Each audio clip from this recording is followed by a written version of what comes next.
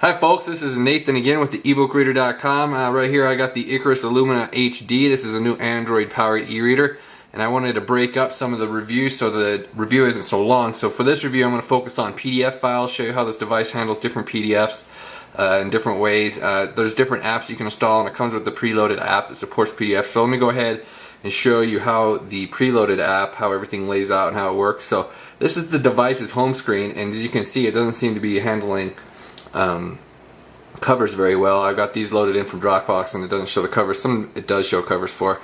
So that just seems to be where it pulls it from. I'm not sure exactly what the deal is with that. But if we go in here to the books list, there are different ways to view your files, your different places that books are stored.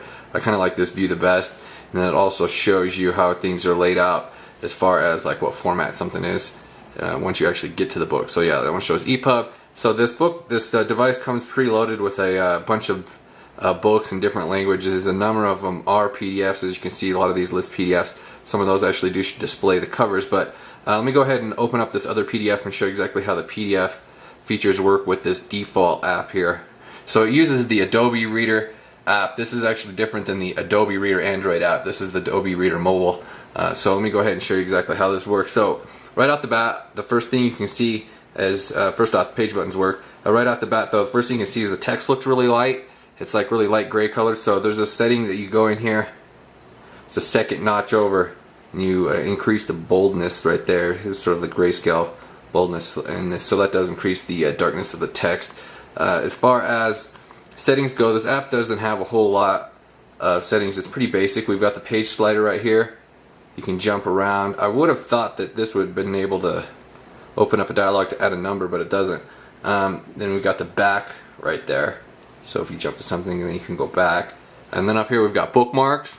And then you've got the table of contents list. I kind of like how it handles the table of contents by having the nested sections right there. And it also has the search up there, and that's the front light adjustment to this device. Obviously it has a front light built in. I got it set at about half right here. Here's just a look at it with the light off, just to give you a look. The front light is highly adjustable. It goes really dim, really light. So let me go ahead and turn the light back on so we can see this a little bit better on the screen here. So let me go ahead and talk about the zooming options. Let me go ahead and put it on a page with some icons on it like this. Let's go ahead and talk about the zooming options over here. If we hit this tab, we've got these view settings. So it's only got a few different options here, really. This default app, it's pretty basic. You've got the fit to screen, and you've got fit to width. And then there's also the clip margin features. The auto clip works pretty good actually, because clips it to the edges mostly. The manual, I was toying with this, and it's a lot like it is on the Onyx reader. You just pull the edges here, and it actually works better than it did on the Onyx's reader. But I've noticed that sometimes it's not exactly accurate. So right there, the line, it's showing we have space between the words. Usually when I do that, yeah, it does. Actually, it did fine that time, but sometimes it cuts it off, so it's not always exactly accurate where the line is. So yeah, that time it actually didn't cut it off. But so the different variations of the zoom level you can use with the manual if you want to get in really large. That's pretty much the only way to zoom in, because there is no pinch zooming on this app, which is weird because I could have sworn it worked once before, but I think that must have been the original app. This device initially had a different PDF app. I might talk about that a little later. So yeah, that's pretty much it for features though, is what I just showed you as far as the zoom options go.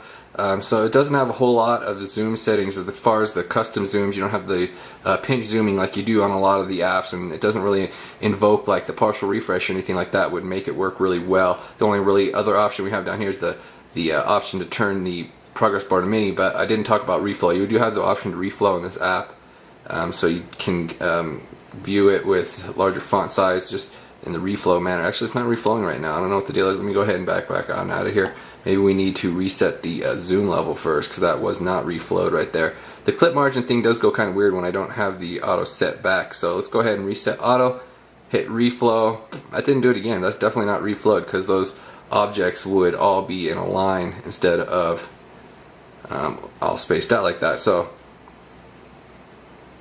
there must be some way to reset this. I don't know. It was working earlier. So like I said, this app It's just kind of weird with the zoom settings. I was messing with the clip zoom settings before and it wasn't being accurate, but then like I showed you, it was being accurate just a second ago. So it just sort of depends, I guess, sometimes on how finicky it wants to be or not.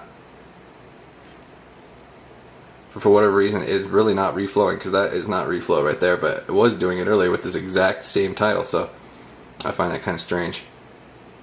There we go, that's finally reflow right there. Had some sort of like delayed reflow.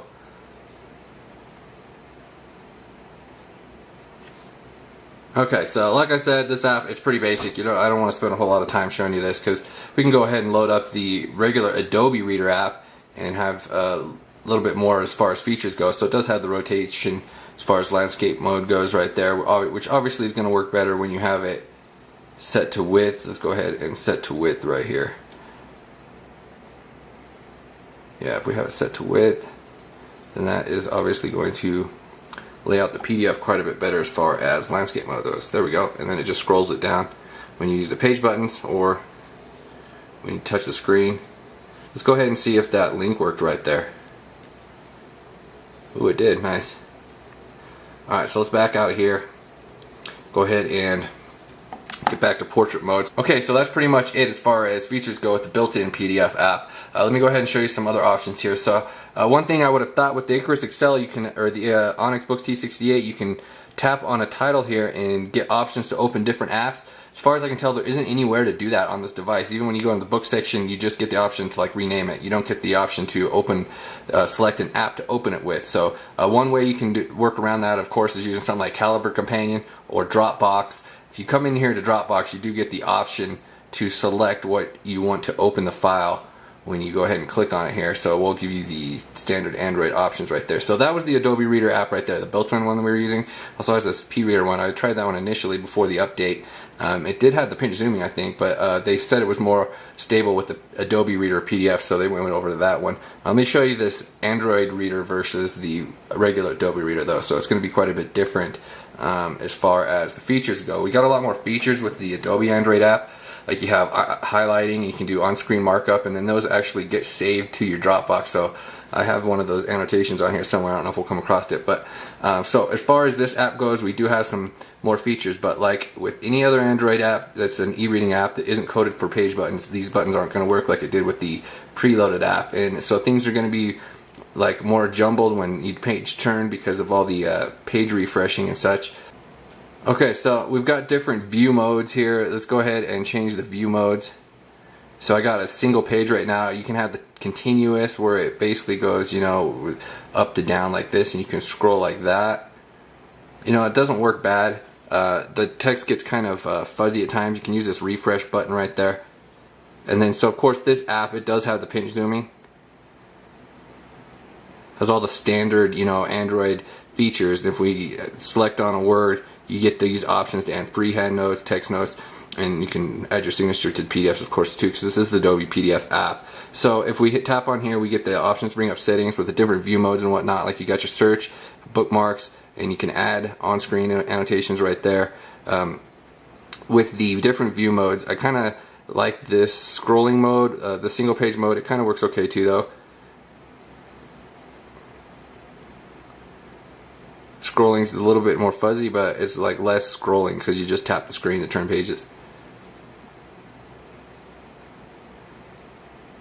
Then of course there is the text reflow. See, this is going to work a lot better than it did on the other one because it works right away instead of taking forever. Oh yeah, you double tap to zoom in, not pinch, so we can just double tap zoom in. Increase the text size right there. Oh yeah, buttons don't work. So let's go ahead and reset this back. Single page view. You also got that night mode, which is kind of strange, obviously, on e-ink, where it inverts everything. Okay, so with this app, you got the navigation bar down here, and if you tap that, you do get the option to add a page number.